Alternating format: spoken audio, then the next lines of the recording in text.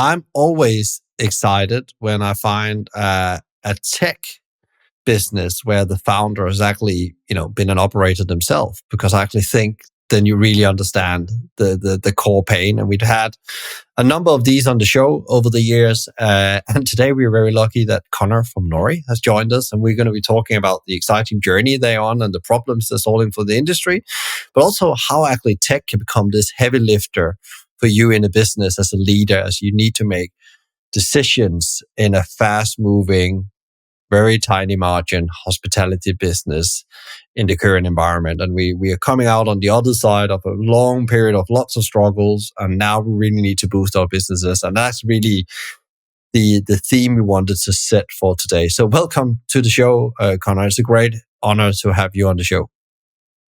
It's awesome to be here, Michael. Thanks for having me. Excited to get into it.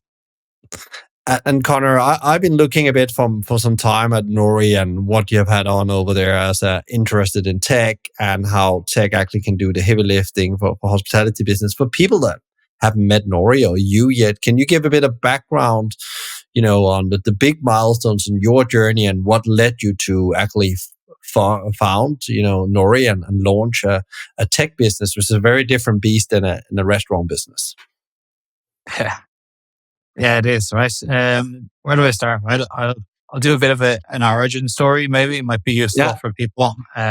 So way back when, I was working in finance in London, and then in Ireland, and focusing on trading strategies, right? So building like predictive trading models and quantitative models and fund management, like quant fund management. It's about as exciting as it sounds. So I was looking to leave that pretty soon after starting it.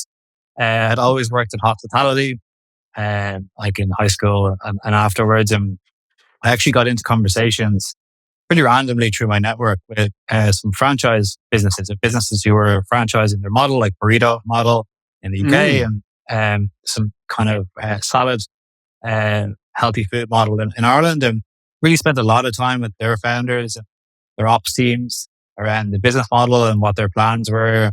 And on paper, the unit economics, like the P&L was good. And in my mind, I was like, okay, maybe I could set something like this up as like a passive business, and then maybe make the move out. How wrong you could have been, right? Ever think that could be the case.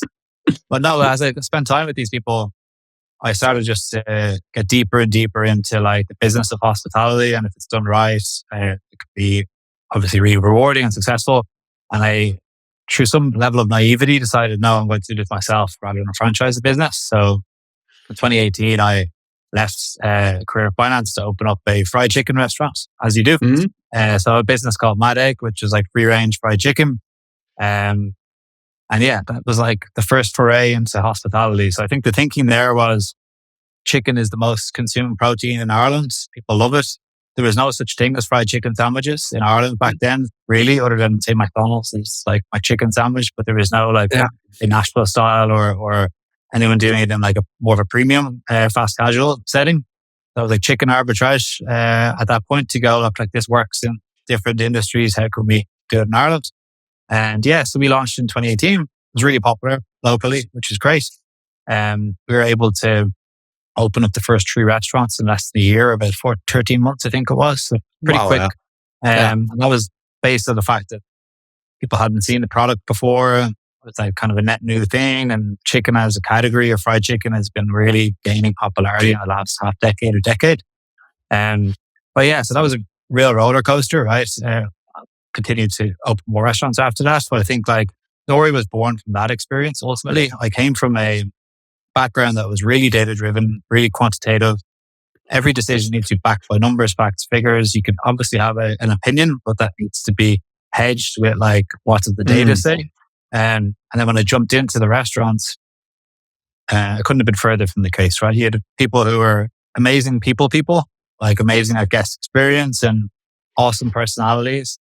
But everything was like gut based and intuition and how they've done things previously, or how they would, how they feel about things. And what I mean by that is like when you're running your own restaurant and you can come from like a numerical background, you're pretty tight to the P&L. You know what your margins look like. You know what a day needs to look like. Or or a day part to make sure you end up at the right level of EBITDA. But as you build that out and you bring more people into your business, it's not the most natural skill set or most natural background for people. And I think it's quite a disconnect between what's on a P&L and what decisions you make every day in a restaurant and what the restaurant needs to look and feel like. So I'm not going to go into a huge amount of detail right now, but anything from like what revenue needs to look like, your staffing levels, like your gross margins and how you make those decisions.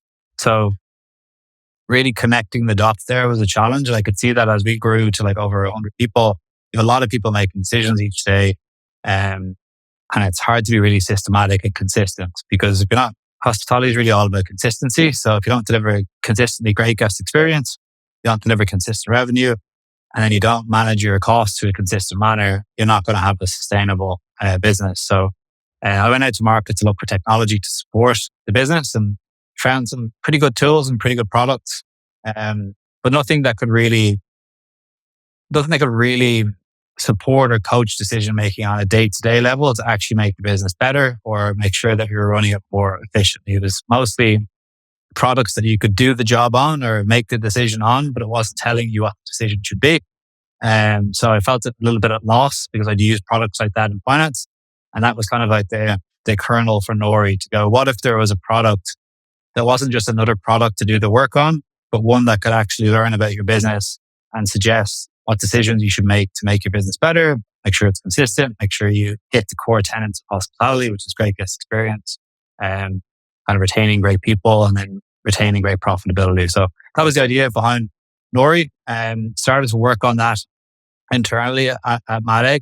So I started to build my own models very early on that plugged into the different tools. So things that would like analyze sales, like say predict them out, suggest staffing levels, prep lists, order guides, everything for the team on the ground. So like those daily decisions, no matter who was in the building, people felt comfortable that they were making the right decision, that the data was backing it, and they had control over their financials, and then they could focus on guest experience. So a big thing was like just deliver an awesome experience, and if the numbers can work out for themselves.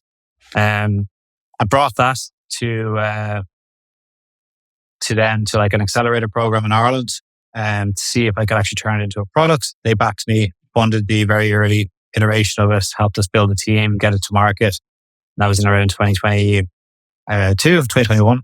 And it's just ramped up from there. So today we're in UK, Ireland, Middle East, US, around Europe, where we're trying to be the global restaurant operating system. So basically like the single kind of motherboard or system for running and scaling a successful hospitality chain. We cover all things across like revenue, COGS, people, payroll, even lending at this point. So it's really kind of grown legs, which I'm sure what's with John.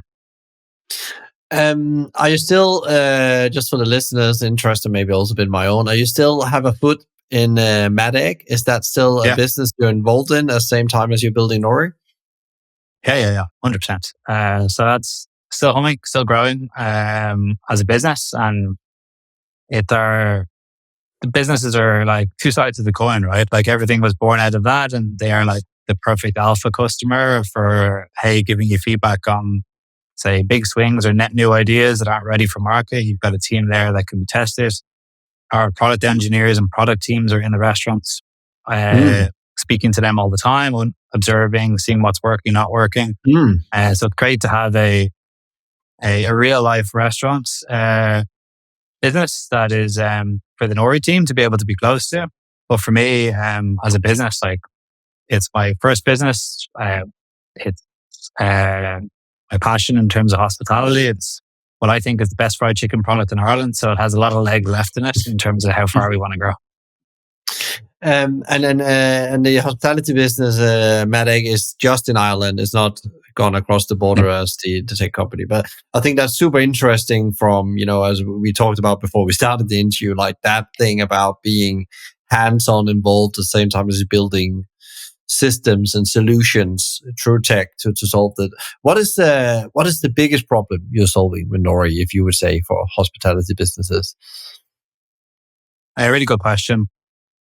Consistency in operations, right? And that determines consistency in profitability. So I think I mentioned earlier, a lot of the businesses we work with on paper, on an Excel model or a financial model, their P&L when static looks pretty good, right? Like you can actually hit a pretty good EBITDA if you can deliver that at scale in multiple venues, you've got a pretty healthy business, and one that definitely doesn't reflect what's in the media in terms of like 1-2% margins or net negative margins. So, but a lot of the time where that falls down is that inconsistency, right? Like from whether that's how you can control your top line from a revenue point of view, but everything that happens under that. So like your margin controls, can you keep your team in place? You can happily retain them to deliver great service. Can you actually control your variable costs properly?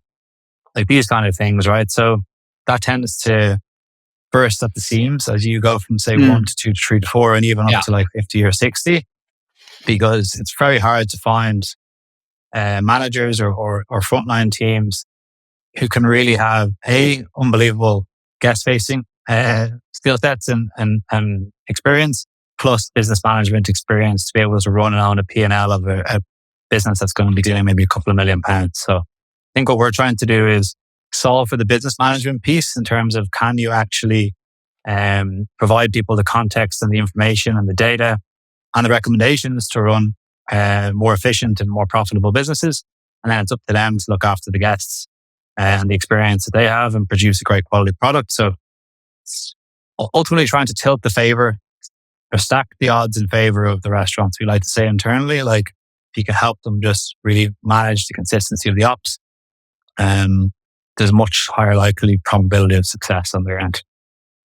Yeah, and as you allude to, there is a number of systems that needs to be in balance and consistent deliver on, sometimes seconds within a restaurant operation system. And some people have 14, somebody have 20, some have 8. It really depends on your model and what you need to deliver. And I think that's really, and I make sure that everybody are making consistent decisions across that, because there's still the human element of they have to make the condition. You said, they need to hedge the right decision compared to the data they get. And that's actually often as leaders where we go for our gut and then it goes really wrong because we didn't really understand the consequences it would have on the P&L.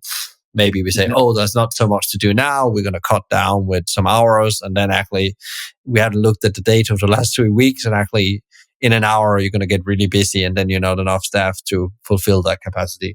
I love that.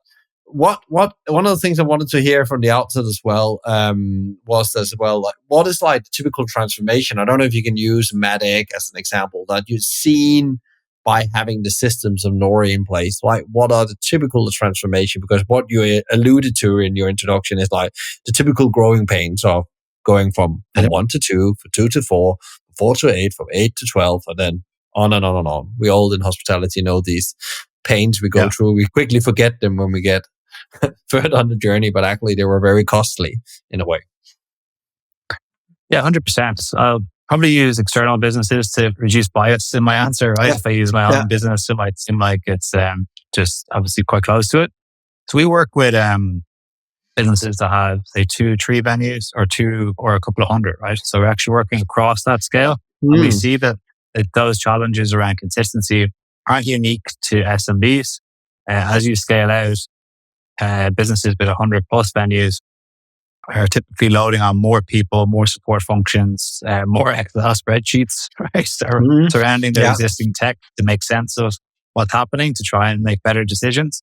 So yeah, like our hypothesis as Nory is, can we help every venue that you operate perform consistently and to the best of its P&L ability? If we can, that stacks the odds in your favor. So if you look like at our success stories online, probably notice that every one of them is very quantitative. So like what we track internally as our North Star for our customers is financial impact.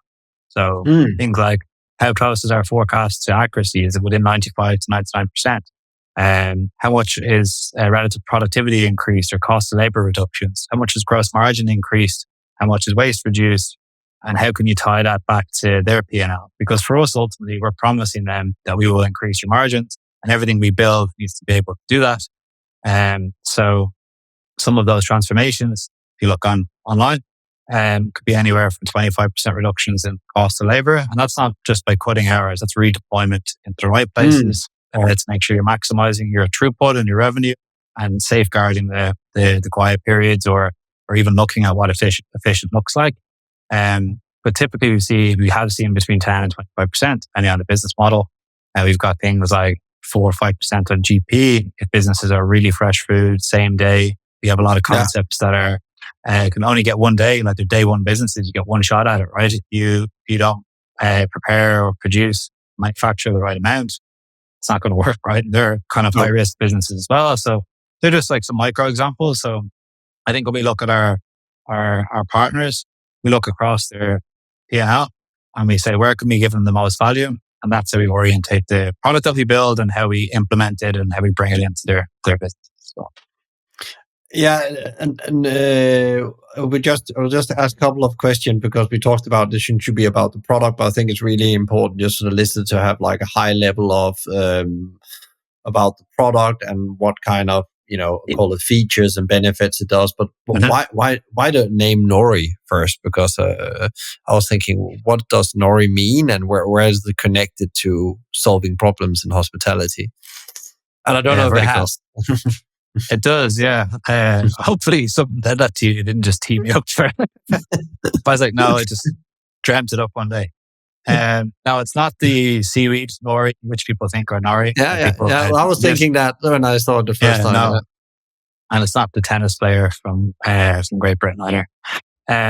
So no, it's based on a play on Tenzing Norgay. So he was the first person to the summit of Mount Everest, and he guided Sir Edmund Hillary to the summit. And our idea was we want to guide our partners and our customers to their summits and help them achieve the best of their businesses. And that's where it came from. So there is a bit of substance to it. It wasn't just picked out of the air. I love that. And I hadn't read that anywhere. I just thought I was like interested in finding out, because often as a founder, you take a name because it means something. Often, 9 out of 10 times. I know there's brands that comes without consistency, but I thought it was such a rich background.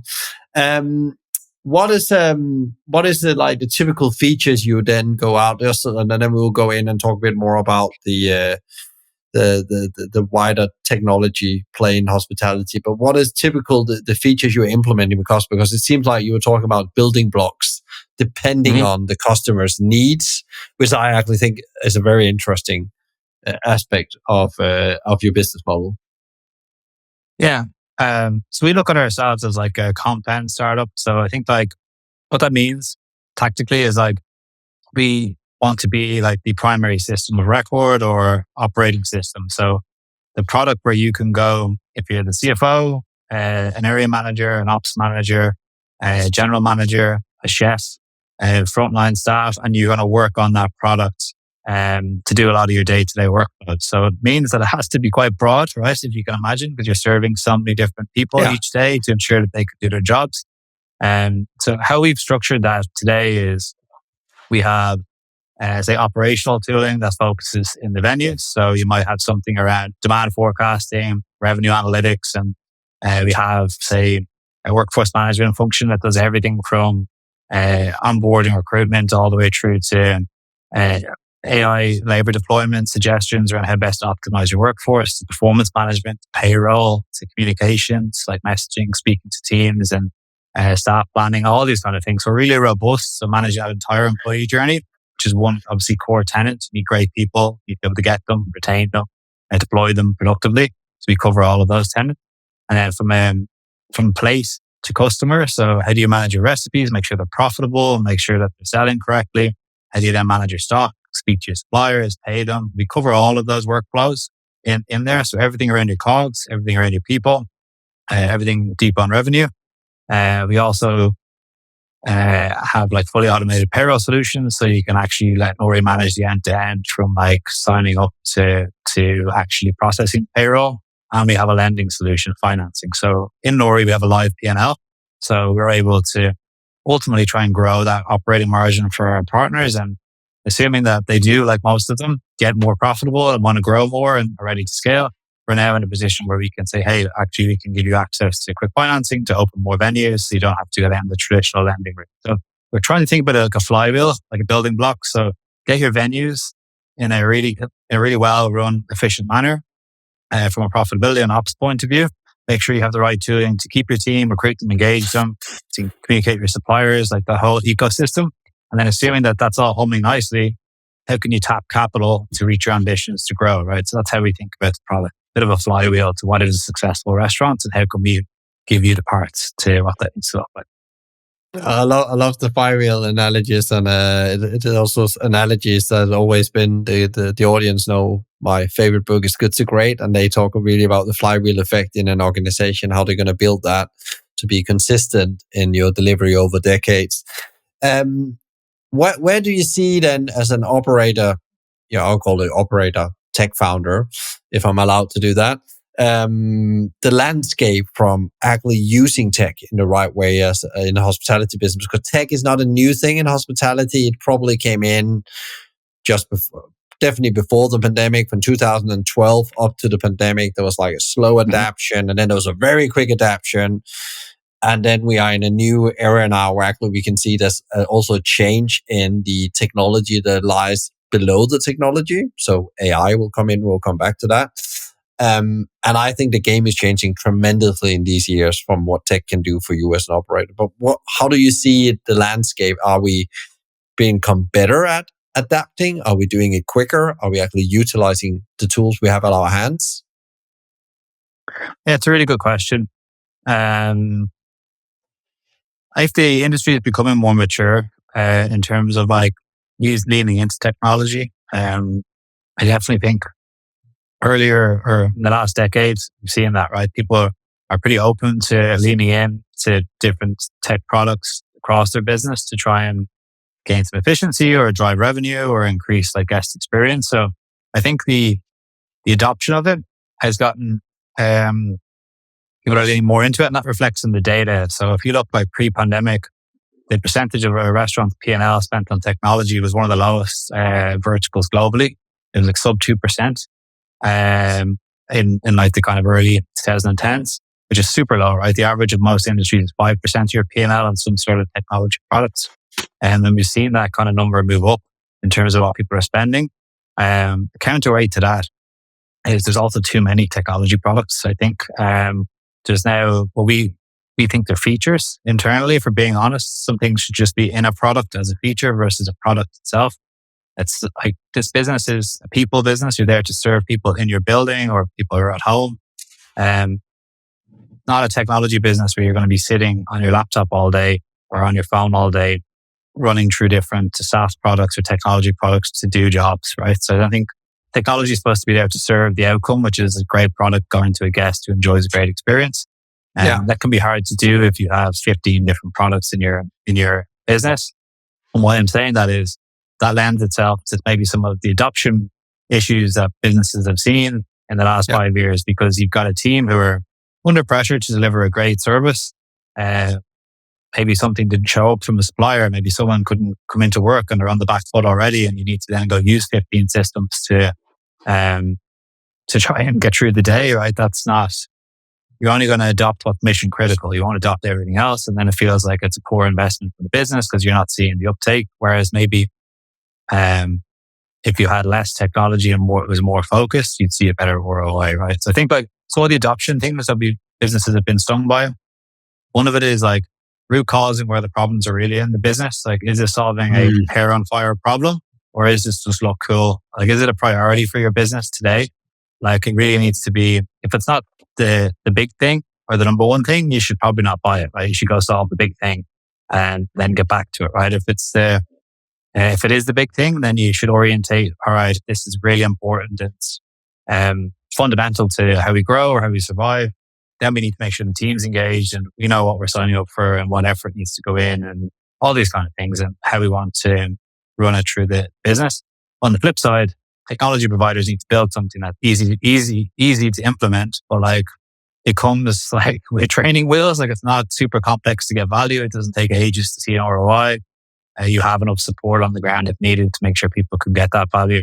So it's two-sided. I went around in a bit of a circle there, but I think there's been a big move from like Excel to cloud in the 2010s. And that burst into so many different products that people are using for lots of different workflows. That led to low adoption in lots of areas and people seeing perception of maybe not getting the ROI.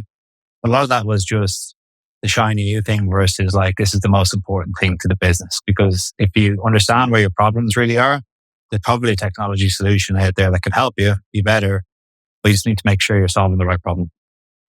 And that's really interesting because, lots of people, as you say, or not all, but I've met lots of leaders in the past that they're looking at technology. Then when you ask them, what is the priority in the business? What is the conundrum you need to solve right now? What is the most important rock? Gina Wickman from Interaction called it, or the 2080 principle, whereas 20% of your outcome is going to come if you solve that problem. And that's where you need to be as a leader. It could be one or two things. It could be a sales, it could be a cost base of some kind.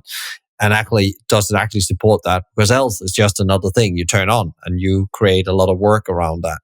So I totally agree on that. One thing I would like to hear you kind of talk a bit about as well is like often, and that's my perception, is that you get tech on board, the strategies in place, we're choosing the right thing. Let's say it was margins we want to improve in a fresh business. It's for all the right reasons, but it doesn't trickle to the front line. It doesn't get sticky. The front line doesn't adapt. If it's the staff or the managers, they doesn't buy into it. It's not going to get done. They're not using the tools in the right way, and therefore the return of investment is not going to be there. It's going to stay away in a way. And then you start to blame often the conversation becomes around the technology is not user friendly, and you find out some people never logged on and switched on the thing out in the front line.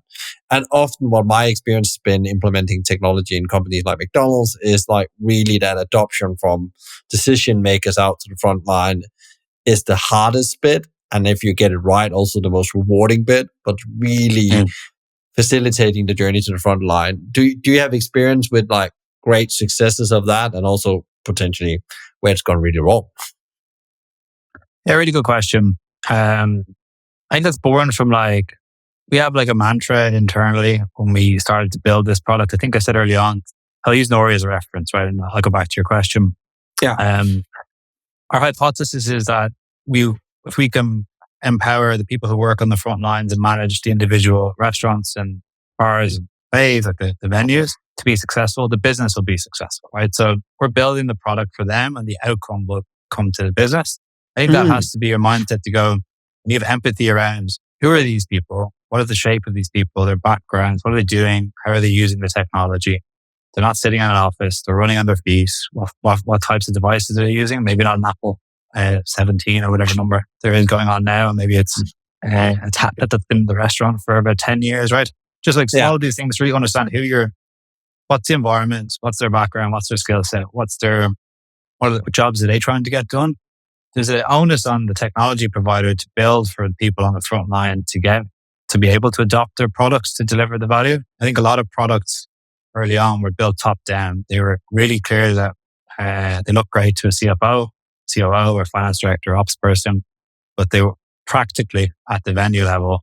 They were not designed to match the decisions that were being made or the workflows of the people. So there was a disconnect in the actual delivery. And some of that, some of the guests you've had on who came from industry, and you can see that in their products, right? Because they've been on the kitchen, they've worked in there, they've worked on the floor, they've created the rotas, they've set up the pods, they've set up a loyalty campaign for their customers, right? They understand what that looks like. So I think that's important, and it's an onus on a technology provider to solve for that, for sure. So make it easy, make your product useful to the front line and make them want to use it, like enjoy to use it is something you need to have. But as a business who's buying it, you need to be engaged with the change. So like if it's the big thing or if it's a priority, would you just buy it and then expect it just to happen? Technology, sometimes it can be a perception of like, yeah, I'll buy it and everything, it'll be a silver bullet, solve the problem. That's not the case, right? It's a tool to solve the problem. So you need to put the level of focus and engagement and interest into solving that. That's like anything else. If you were seeing a sliding scale of review scores in your restaurant, they're gone from 5 to 4.8, 4.5 to 4.4. No silver bullet. You root cause why. Probably go through the reviews. You probably understand is it down to speed of service? Is it down to the guest experience? How we're communicating? You probably go into mystery shoppers to see all the different inputs into that. And then how you'd solve that is you'd swarm around that and go, what is our sequence of service? What's our steps? How is everyone engaged on it? Why are they bought into the change? Why is it important for the business to have the best guest experience? Because it will make sure they can grow and everyone wants to be part of something successful. That should happen across any kind of change. If you're doing technology change, you need to be able to root cause why you're doing it, bring your team along on why the change is important, why their job will be easier, why the business will be better, why the customers will have a better experience.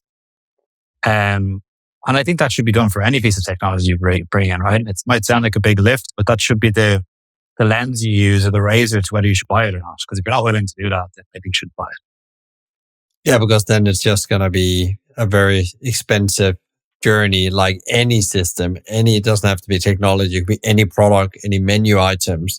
If you don't follow through with it and really make sure it's got sticky and people are bought into it in the front line, I think that's really... I don't think really that's also because sometimes it's not because you don't want to. It's first of all, how do I do it? And I guess also there's the question about with the pressure there's on, how do the technology provider help me to get there quicker in a way? Because as an operator, I'm already so strapped. I'm wearing 4 hats. I have 4 jobs in one or maybe more, depending on the size of the business. We call that like white glove support internally, right? So like, how do you give hospitality level support to hospitality business? Because it is a different business. Like it's a business in motion. It's not a business being able to sit there and actually move. No. So I do think there's a big onus on the industry that if you're going to serve this industry, you need to understand the dynamics of it. And like you mentioned, how do you make the lift lighter? How do you try to actually get things set up as best you can and really support on the implementation? A lot of times technology businesses are built on the fact that their cost bases are lean, right? So the more you add in around people and support, it's like the antithesis to what you're trying to solve. But like it's the fact of the industry. So I think if you're going to go and serve these people, you need to have everything that goes around that, right? In terms of that support. Yeah. I love that. And I really also it has to be the human touch as well, because it is a hospitality business you're serving. So therefore they like the human touch, and lots of them are not really analytical, and that's not why they took the job. That's not what they thrive in the front line. They don't want to spend a lot of time in front of laptops. Like I remember when I was an ops director, I had this conversation with finance often said, but they don't want to fill out your spreadsheets. That's the necessary evil they have to do, So we just need to reduce the input that needs to happen in these sheets. That information nobody makes decision on. Let's take that out. That's not really benefiting the big problem we're solving in the strategy right now. Maybe in 2 years' time, we will get to that number. Then we can start reporting on it. But let's not focusing on that right now, because nobody understands why we're doing it. So yeah, it's really, really interesting. You also your platform, if you go on your website and the reading I've done or some of the leadership pieces, thought leadership pieces you've done, you talk a lot about the role of AI. It's going to play out, already are playing, but also what's going to play. What is your view on that landscape? Because it's like a subject everybody has an opinion about, a bit like a plate of food right now, but everybody see great opportunities, and there's also lots of, ethical concerns around AI. Yeah, 100%. I think today we've been in like the V1, the bottom of the S of operationalizing it in the industry. So the use cases are quite narrow and quite pointed, but impactful, right? I do think we're entering into an era of it being pretty instrumental all across the business, right? So I think like today, if we look at the hospitality business model, there's been, particularly post-pandemic, we're in an industry where the margins have gotten leaner. The challenges have gotten higher, right? It's been an exodus of staff from the industry or people from the industry. It's probably changed the shape of people that are there. The kind of cost of inputs are not going to go down. You're in an industry where you really do have a lot of price sensitivity on the top line. You can't just keep increasing your top line because you'll lose share to one of the bigger guys who can maybe support that. So the industry's in a tough spot, right? For being honest, in terms of just like the kind of inflationary pressures and the dynamics. And it's really been in a sector that's been, it's a people first sector in terms of experience, but it's probably too people heavy in certain areas as well, right? The solution to a lot of the business problems has been throw more people at it, I think, in a lot of instances, or had more heads to solve it. Whereas like, I think that if you can leverage AI, there's a one-to-many solution there, right? So if you can have things where, like just tactically, right? If you can have things where an AI agent can manage your payroll for 50 venues and self-automated to do that, why wouldn't you get the economies of scale to the business model to do that? If you can get an AI that can assess suppliers and vendors and find the best price products and make sure you can increase your gross margin, why wouldn't you just go and do that and increase the business model? You can have an AI analyze staffing patterns to say why people might leave your business and suggest better ways around recruitment or retention or benchmarking of salaries and things. Why wouldn't you do that, right? Like all of these things are like really hard to do today to even get the data, to spend the time, to have the skill set to analyze it, or some of it is just time. So like we're entering into an era where you could probably hire or buy an AI to do the job, to do the work that is there. And then the outcome of that is you can have leaner teams, like a more nimble business model to scale with, and probably a better operating model. And then you can refocus your time, your team's time on more value add stuff around like guest experience, your people experience, and to make sure that you're a great employer of choice, right? So I think like it's getting a bad rap, but like anything like technology, it's like if you can increase the productivity of the workers or the people in there and make the business more successful first, happy days. But it's about refocusing people's attention. So instead of running around doing what can be viewed as busy work maybe or repetitive work, you can refocus your time on that 80-20. So that experience you gave that guest that they'll never forget, or how you did your one-to-one with your team and performance managed and have that conversation. Because all those things tend to fall away when you're chasing shadows, right? So I think there's two sides to it. From an ethical point of view, for sure, right? I think you need to be, again, it's a superhuman business and every business. You need to be careful about how you point that technology at the business and what you want to get out of it. How does AI build under your product? How do you see AI's role potentially now and 5 year ahead? Yeah, today we look at that like decision intelligence or decision augmentation. So it's about empowering people. So it's like someone's a phone in their hand or their laptop. How can you use AI to analyze complex data sets to give them recommendations? So if you're a manager, how can you use AI to have better demand predictions or a better analysis of revenue, why it's up or down, or what drives the levers of your business? How can you use AI to suggest things on staffing levels to maximize revenue to protect downside? How can you use it on like what people should prep in the kitchen or order from suppliers, or all these kind of things that take time to analyze that you can just give to somebody and then they can execute on it and move on to the next thing, but have the confidence that it's the right decision or a good decision based on the data. There's some examples tactically of how we see like that V1 of decision intelligence, and that drives the levers in the business and saves time and empowers people. That's an empowerment product. It levels the playing field, right? If you have a net new venue, it reduces the wrapping time to get control over the P&L and get control over the operations. If you have a net new general manager with no prior restaurant management experience, it reduces the downside risk of not being able to link the day-to-day to managing the financials. You can support that, right? So it's able to support more junior or less experienced frontline workers in running businesses.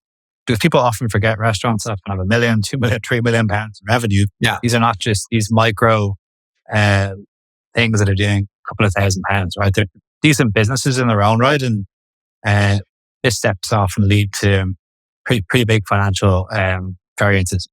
So that's today how we would see it. We're also rolling out some more generative AI products. So one of the big piece for us now is like, it's a really good opportunity in today's environment to use like LLMs or generative AI as really good translation tools. So we talked about, you have the data, but you don't know what to do with it.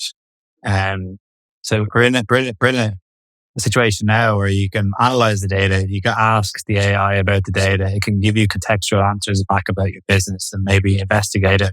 And it's a way for us to actually then say, hey, look, here you can almost communicate and poke and prod your business and then get to a decision, which has never been available. One of the big challenges was like, if you give everyone the data, what do they do with it? But how you action it.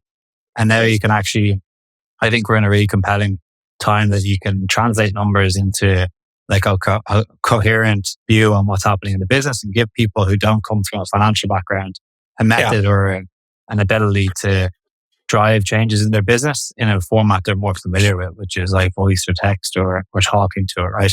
In that manner. So that's what we're excited about as well. That change is something we're working on internally. But that's a bit of a TBD in terms of getting it into the masses. But it's really interesting because as a founder and involved in a number of businesses, we of course also experimenting with AI and in different systems and tools. And it's really about that second brain we often talk about. It's not the decision brain, but it's like that processing brain, because like processing is to take a lot of power sometimes. And that's why you don't get to it, because you can only process as many things as a human being. But then can you actually use those tools to get to quicker decisions around, should we pursue this sales opportunity? What is the questions we need to ask ourselves? And that would be a chat CPT question. It just helps you to get more granular quicker, I think. And sometimes when you have this decision fatigue or you are in a way procrastinating a bit, it can get you started with ideas. And I think that's really because it can hold so much data in a way. But yeah, and I think there's a huge opportunity, but also you have to find out, I love the way you say, you have to find out how do you point that to your business and your business strategy? What role does it play in that? You need to have some thoughts about that before you start rolling it out everywhere. Yeah, I think that's one of the reasons why it's gotten a bit of a negative rap internally, is that it can often feel like a solution in search of a problem, versus most of the time you look at a problem and then you look for a solution. Like they have this innovative technology and people are just kind of pointing it at any use case or any scenario, which is maybe not the most optimal one. So yeah, it's interesting. Yeah. I love that. So I wanted to, in the last bit of the conversation, I wanted to also hear a bit about, because you build a restaurant business and now you're building a tech business. How do you go on of building, because consistency in the culture, consistency in the team is so important to be able to deliver the outcomes you're talking about. What is your approach to that, and what has been your learnings on that journey? Yeah, deep question. It was a good one. I feel like every couple of months I need to level up and learn something new, because the business is changing so much. So only recently, like I've even noticed that in the early days of, say, when Nory, you're doing the thing all the time. So you're like chief bottle washer. So you're doing the sales, doing the customer support, doing the marketing, working on products, doing everything, right? And that's what you just have to do. But then as you start to bring in amazing team members, your role shifts to like chief alignment officer, chief communications officer, chief vision officer, like these kind of things where you're going, is it really clear what we're trying to achieve? Are we pointed on a direction? Are we all aligned on what we're trying to do? Is that strategy coherent? Does it make sense? Do you have the right people on the bus to help us do that? So are they empowered to do their best work? And you just need to repeat everything 25 times a day, right? Which is something you definitely don't think that you need to do. And as you go through it and more people join the business, you really realize that it's like another one, like chief repetition officer. Right? The reason I'm using those analogies, I met somebody recently, or attended like a guest lecture for someone who had actually IPO'd 4 companies, 4 in a row. Scott Brady, a really impressive guy. And he had a slide to go like, your role is like chief communications officer, chief repeating officer, chief vision officer, chief strategy, chief bid. As in like, what is the message? What is the direction? Everybody know it. Are we on the same page over and over and over again, right? And then looking at the business to go, is the design, the setup, everything pointed in that right direction? So for me, that's been a big shift in the role, I would say. Takes some getting used to, from doing the thing to not jumping in and want to do the thing or answer the support question or jump on every sales call, to actually trying to orientate people. That's a big thing around a shift in a role. And then from a cultural point of view, it feeds down from that, right? So you're kind of working back to going, what is the business strategy externally? Like, what does the market look like? What are we trying to achieve? And that will inform what your internal culture needs to look like, right? How your teams need to operate, and what behaviors will work, won't work, what types of people will fit well. And then it's about being clear on that in terms of like, what do we think is the culture that we want to create in the company and stand behind it. Why do we think that's what we want? And then I think the more consistent and clear you are with that, it's like self-selection for people who want to work there and join that type of business. Because I think oftentimes a lot of businesses not clear on the culture from the outset when you're interviewing or you meet them. And then you get in, you're like, maybe this isn't the right fit. So I think being really intentional and clear up front is important. And then you try to cultivate that through like your day to day, right? Have you built any like material, like some people I've interviewed has like a book of culture and stuff, like really to manifest that as you grow the business? Mm-hmm. Yeah. So we have like we write a lot of internal memos. Yeah. So really long form writing around like who we think we are, what is our strategy, where we're at today, where we want to be in 10 years. What does that step look back to right to today? What do you think is important for the business, the industry? What are our beliefs as a company about the industry? What are our principles about how we think we should act and build product or sell product or work with our customers? Just being really intentional around like our opinions on where we think things are going, who we want to be and how we're going to have an impact on that. And we call that the Nory operating system. It's like like a guide.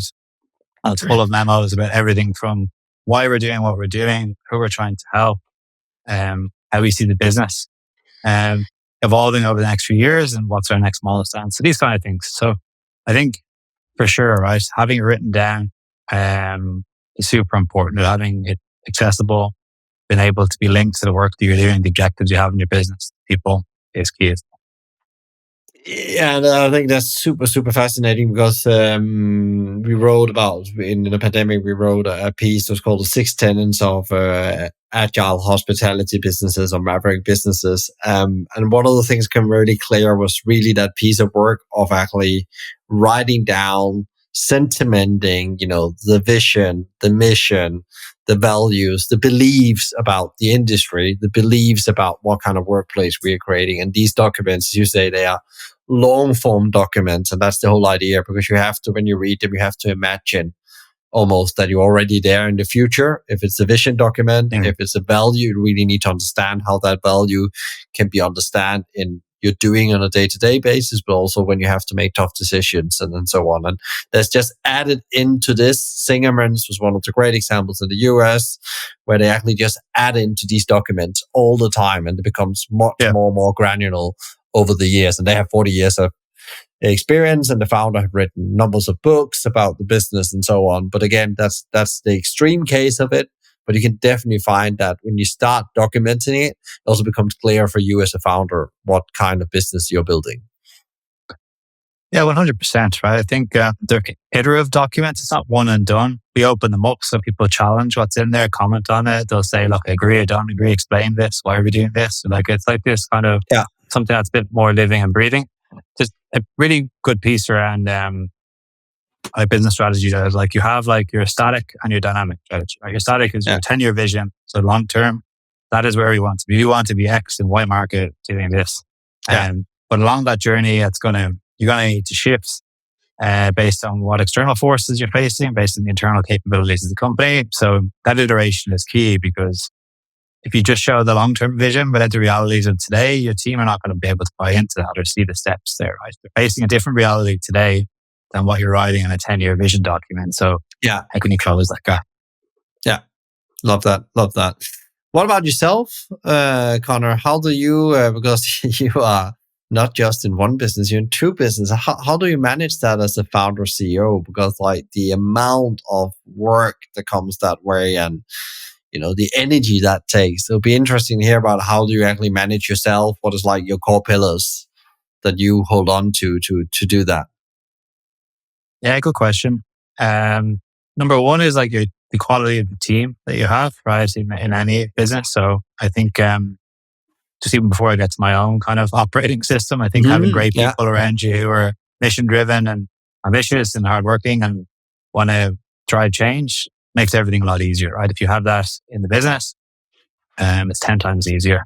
So that's like usually the number one job of a founder or CEO is to find amazing people, be able to give them the tools they need and retain them and support them. So if you can do that, well, I think everything else trickles downstream is a little bit easier. And we're lucky that we've got awesome people across the businesses.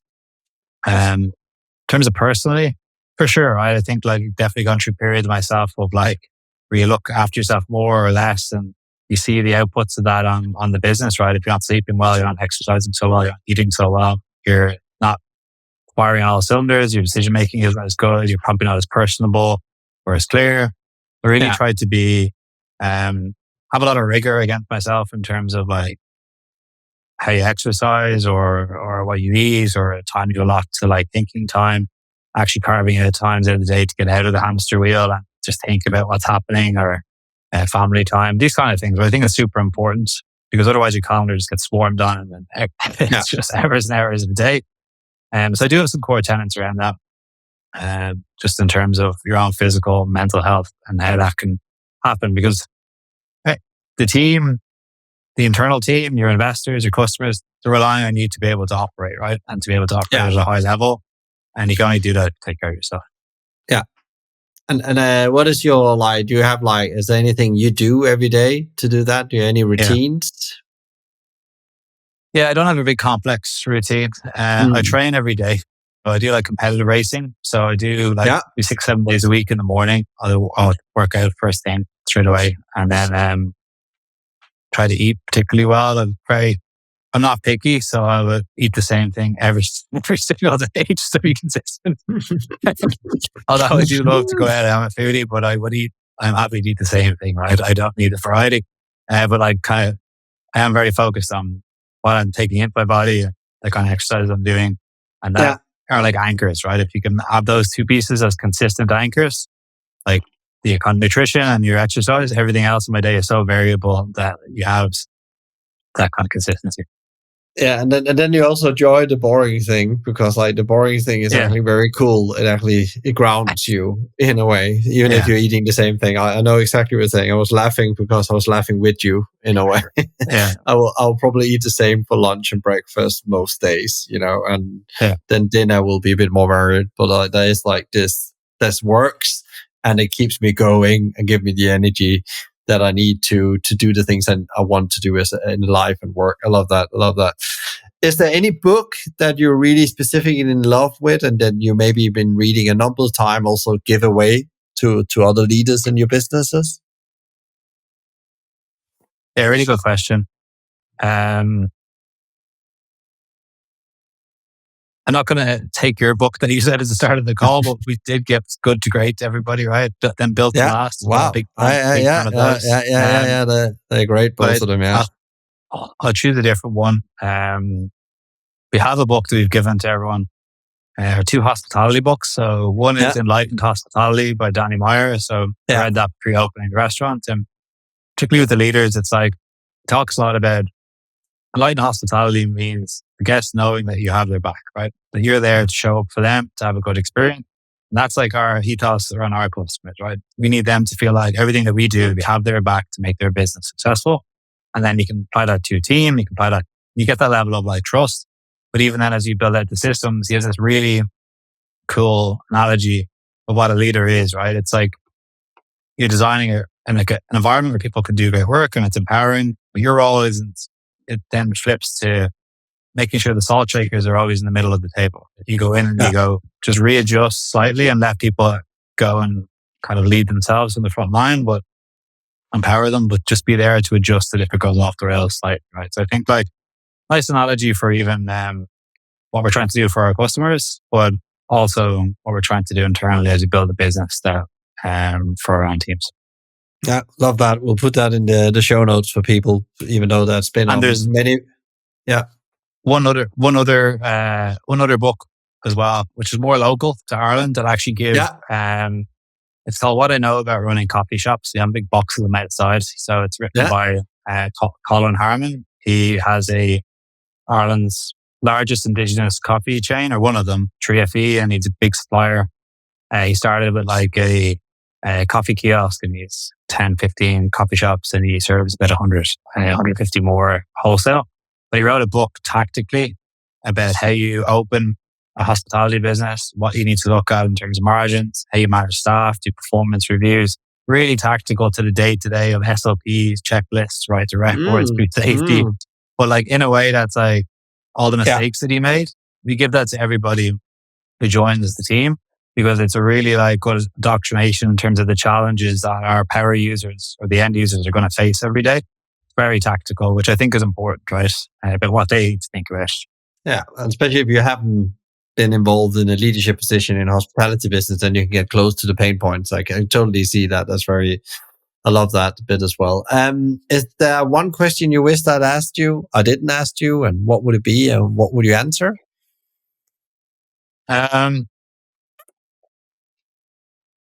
Yeah, one of them would be, what is the outlook for the hospitality industry? Sometimes I feel like when we get into meetings, it can be very doom and gloom, right? Like inflation, pressures, things happening.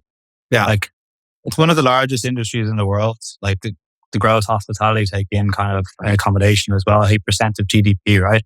It's huge, right? It's one of the most challenged. I don't think it's ever had a more important place in society than it does today. I think it's only going to become more important as everyone becomes more distributed, spending more time alone, more time in isolation.